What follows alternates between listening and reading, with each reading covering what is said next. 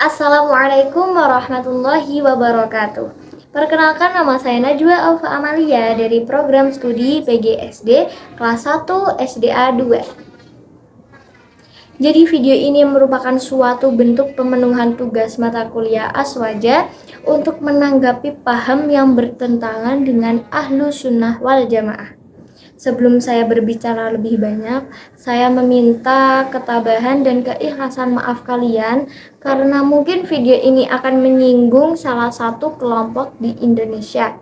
Tetapi dari banyaknya referensi dan sumber-sumber yang telah saya pelajari serta faham Aswaja yang telah saya ikuti dan saya yakini, maka saya telah yakin dengan jawaban saya, dengan argumen saya, dengan pendapat saya.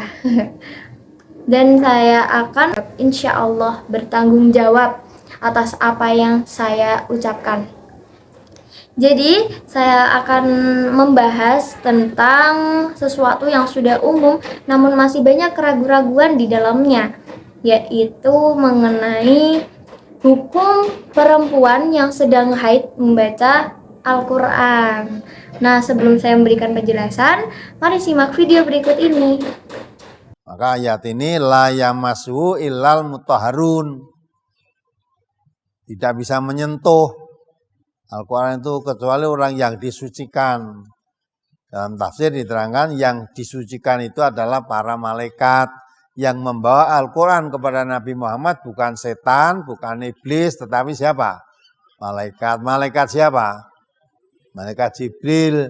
Seperti juga yang membawa Taurat kepada Musa, itu juga seperti yang dibawa wahyu kepada Nabi Muhammad sama, yaitu malaikat Jibril. Nah, jadi itu tidak ada hubungannya dengan hadas. Tidak ada hubungannya dengan hadas. Ya, jangan malah tanya, kalau memang orang menyentuh Quran itu boleh, mana dalilnya? Balik kamu. Mestinya yang tanya dalil itu orang yang mengadakan, yang membolehkan. Ya, kalau memang tidak ada, ya kalau memang urusan itu tidak ada, jangan tanya dalil. Tidak ada dalilnya, wong tidak ada kok. Ada larangannya mana? Enggak ada. Ya.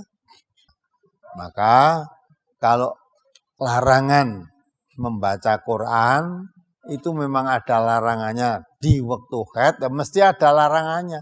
Kalau tidak ada larangannya berarti tidak dilarang membaca. Lah kalau sholat dan haid ada larangannya. Hubungan suami istri dalam haid ada larangannya. Yang baca Quran nggak ada larangannya. Ya, gitu ya. Nah, karena tidak ada orang yang meniadakan sesuatu, jangan ditanya dalil, orang nengok. Ketika larangannya tidak ada dalilnya. Nah, kalau kamu yang mengatakan ada larangannya membaca Quran, ditunjukno larangannya di. Nah, dari video tersebut, Ustadz Sukino mengatakan bahwa wanita yang sedang haid diperbolehkan membaca mushaf Al-Quran, sedangkan ajaran Aswaja mengharamkan hal tersebut. Membawanya saja sudah haram, apalagi membacanya. Nah, marilah kita bahas kontroversi ini agar mendapat ketenangan hati dengan mencari jawaban kebenarannya. Apa sih mushaf itu? Mushaf adalah sesuatu yang ditulisi ayat Al-Quran untuk dibaca, walau hanya sepenggal ayat saja.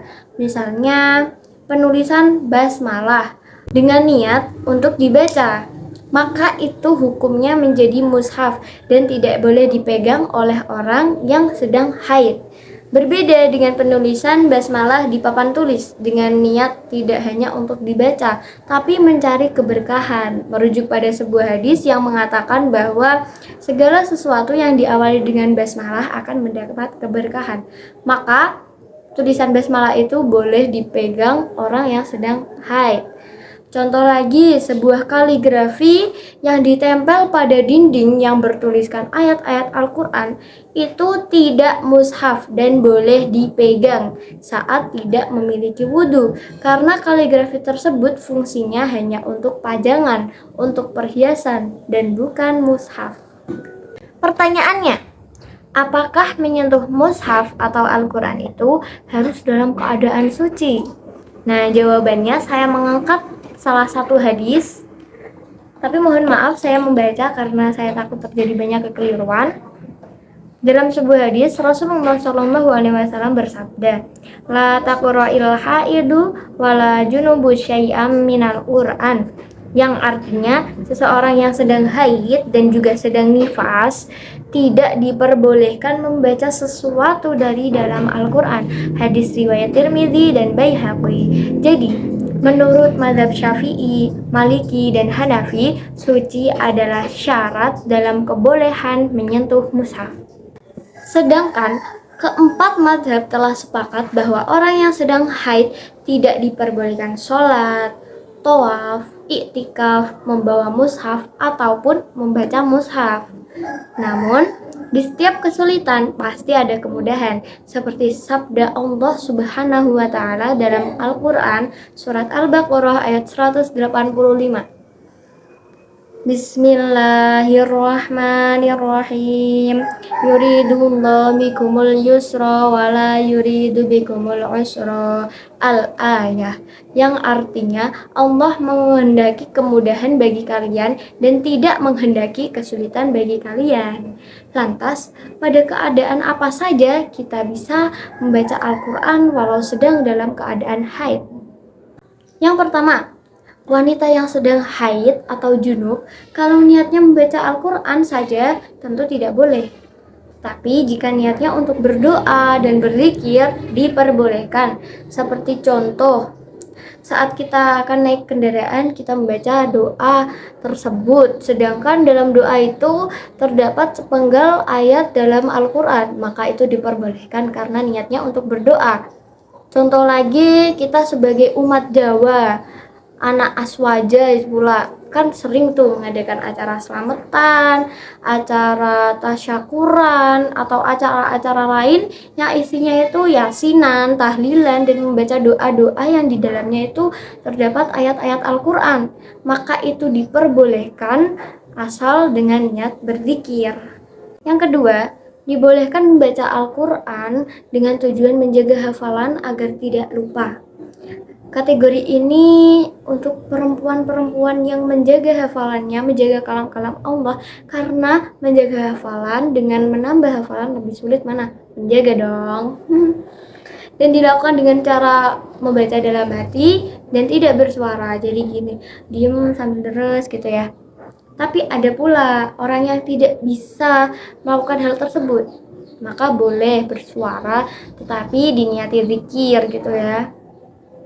Selain itu tidak boleh menambah hafalan. Kalau deres saja boleh, tidak boleh menambah hafalan. Ingat ya. Nah, kategori yang ketiga adalah untuk para guru ngaji. Guru ngaji yang sedang haid boleh menyimak bacaan Al-Quran dari orang lain. Tapi bacanya guru ngaji itu diputus-putus gitu ya. Contohnya gini, baca Bismillahirrahmanirrahim, Inna, nanti muridnya ngikutin inna, a'tainaka sampai selanjutnya. Kalau disambung satu ayat maka hukumnya haram. Wallahu a'lam bishawab.